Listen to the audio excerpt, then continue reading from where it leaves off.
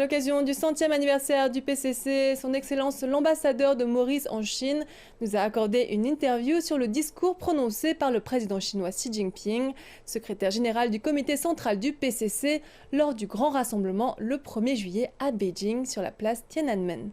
Voici ce qu'il a partagé avec nous. Quand j'entends le discours de Xi Jinping, c'est un discours de fraternité, de coopération avec les pays du monde entier. Et qui demande aussi, quand j'entends très bien, qu'il dit je suis prêt à accepter, à voir ce que les autres pays peuvent nous apporter et de nous changer dans certaines choses auxquelles on voudrait bien changer, mais seulement nous n'accepterons pas les dominations que la Chine a subies pendant des siècles, les 100 ans de supplice que la Chine a subi, et on ne peut pas effacer l'histoire. Mais nous sommes heureux quand même de voir que la Chine veut bien pardonner, mais on ne peut pas effacer l'histoire, on ne peut pas oublier.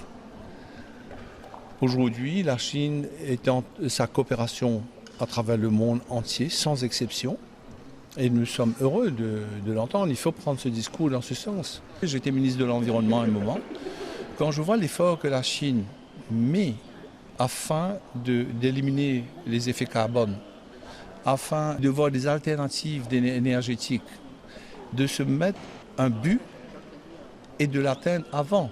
Il n'y a aucun pays au monde que je vois autant de voitures électriques sur les routes.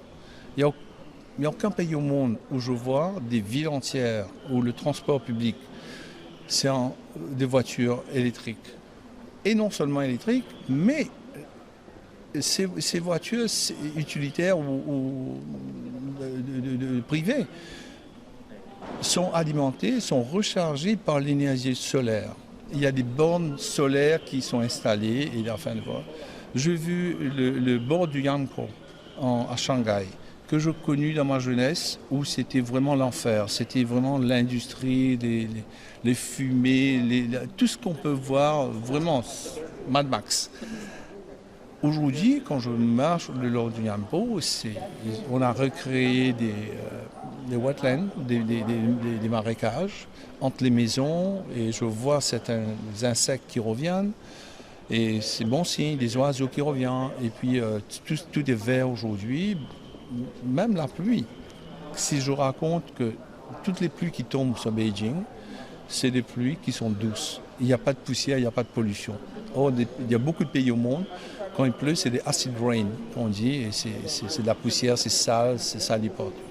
Et voilà un peu l'effet de ce que la Chine est en train de faire dans tous les domaines.